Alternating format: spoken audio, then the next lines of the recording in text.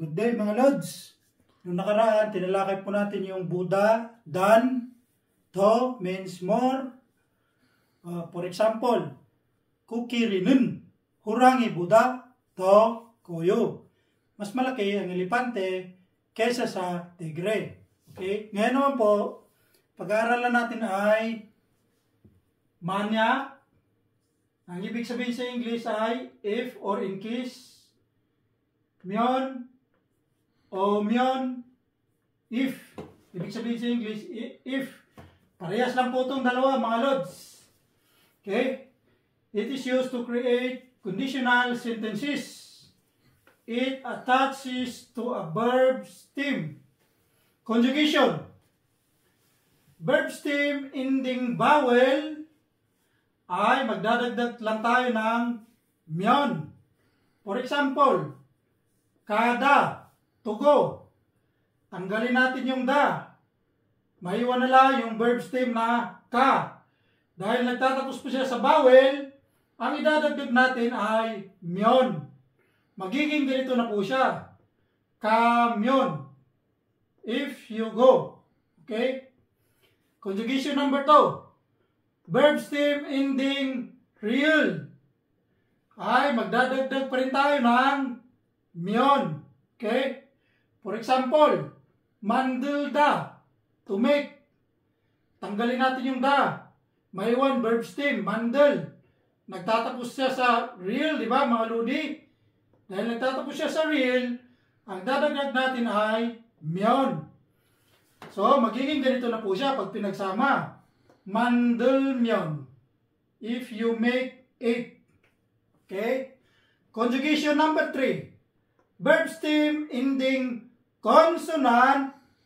Ang idadagdag po natin ay umyon.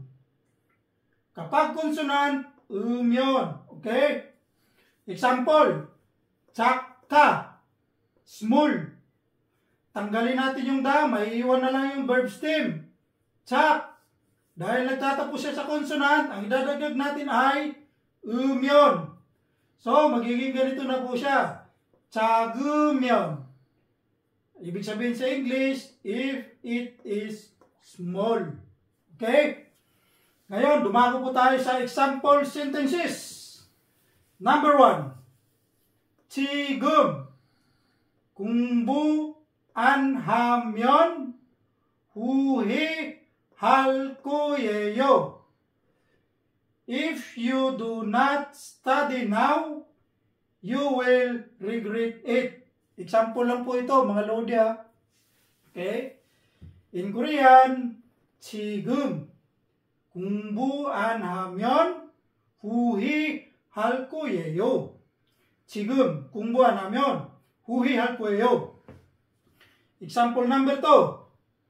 만약 이 영상이 좋았으면 좋아요 버튼 눌러주세요. Okay? In English, if you like this video, please press like button. Napansin nyo po, yung banyak, nauna po siya lagi, mga Lodi. Nauna po siya. Unlike itong umyon or myon, ay kinakabit siya sa verb stem, mga Lodi. Okay? If you like this video, please press like button. In Korean, 만약 이 영상이 좋았으면 좋아요 버튼 눌러주세요. 만약 이 영상이 좋았으면 좋아요 버튼 눌러주세요. Okay? Example number 3. 오후에 운동할 거면 같이 해요.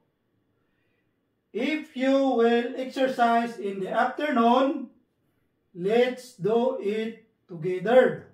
Okay?